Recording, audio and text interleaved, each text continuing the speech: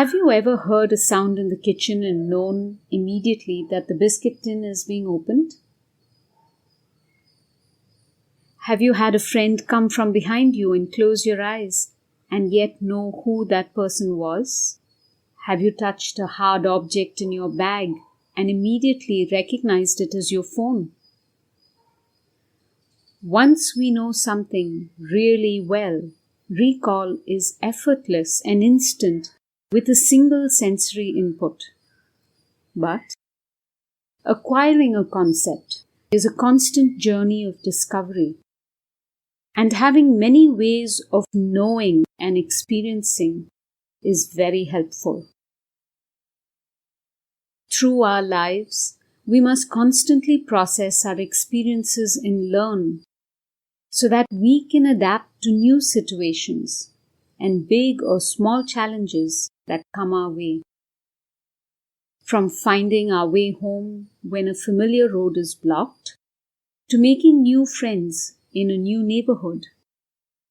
Even our daily life is constant learning. Managing our time, maintaining different roles in different social groups, looking up information, negotiating with different people, learning a new skill or applying an old one in changed circumstances. With each experience, we continue to learn. Most of us associate learning with school, teachers, exams, tests, research. But did you ever stop to think, how? How are we able to do this? How did we learn to learn? And when? In actual fact, we are born ready to learn. Our senses bring information about the world to that tiny, tiny infant. Noticing, reacting, experiencing. Slowly, infants start to form impressions about the things around them. It's through these interactions and rich experiences that they form their first ideas about objects, people, emotions, communication, social interactions, environments and spaces, and all kinds of events. As they discover their own capacity and limitations, they start to form the very early beginnings of an image of themselves and what they can do. Through the rest of our lives, all of us revisit and expand on all those foundation concepts.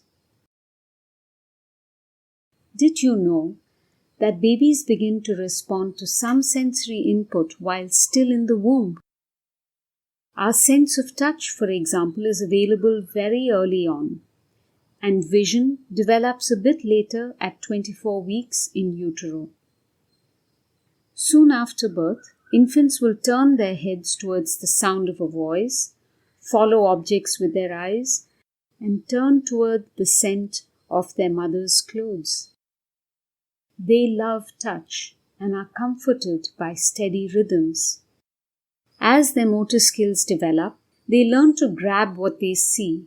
They discover and connect with their hands and feet, which were until then just moving in and out of their sight. They practice a lot to get the coordination right, and this constant work to perfect reaching for what they see strengthens their arms, trunk, and legs, and soon they get better and better at controlling their body and making it do what they want. Babies explore with vigor, and this enthusiastic multisensory exploration lasts a long while. They are active explorers of their world, looking, patting, shaking, holding, poking. And everything goes in the mouth, as the mouth holds amazing tactile sensitivity, while at the same time giving them that added information of taste. Touching things they see help them get deeper information about texture, substance, dimension, and distance. Depth and distance is also learned through moving and touching things that they see. Vision and touch are unique. because they are also communicative senses. Speaking eyes, telling touch, these words come from our capacity to send information and even emotion effectively with just a glance or a touch. And vision and touch can be used to support not just receptive communication, but also expressive communication and the use of complex language forms. But why do we have so many senses? Why not just one or two highly developed senses? One reason is the complexity of the world and all the things that we do in it. Each sense specializes in giving information about certain qualities and certain features of the world around us. Each sense also has certain strengths or abilities that overlap with another sense, and this means that we come with a backup learning system well in place. The overlap between senses also means that we can constantly notice and confirm, check and recheck the information we are receiving in real time.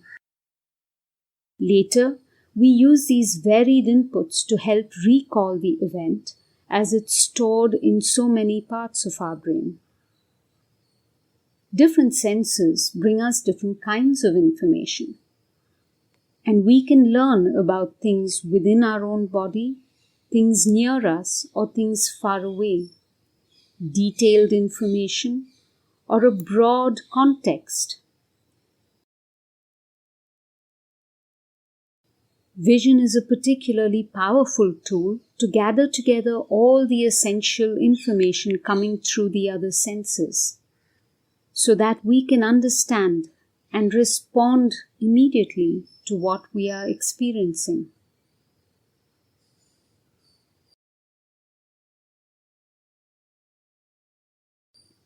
Have you ever caught a whiff of a particular lemon scent? What does it remind you of? Memories are anchored in our individual experiences, and our memories can be triggered by a color, a texture, a song, a smell, a flavor. All our senses help us recall. So are all our senses also equally important while we are learning a concept? No. The sensory partners we use in discovering different concepts really do matter. You know that people can be blind or visually impaired. You know that people can be deaf or have trouble hearing clearly. But is it possible to have an impairment of touch? Any impairment that affects your ability to use your hands, fingers, or legs easily and smoothly also limits your ability to manipulate and examine tactile features, and thereby impair your ability to get information through your sense of touch. Ask yourself, what is the concept that the child is learning? What is the child losing because they can't hear or see or touch? What is another way in which they could get this concept? And be inventive. In all that you do, remember to let the child always experience the joy of discovery and the simple pleasure of connecting with people.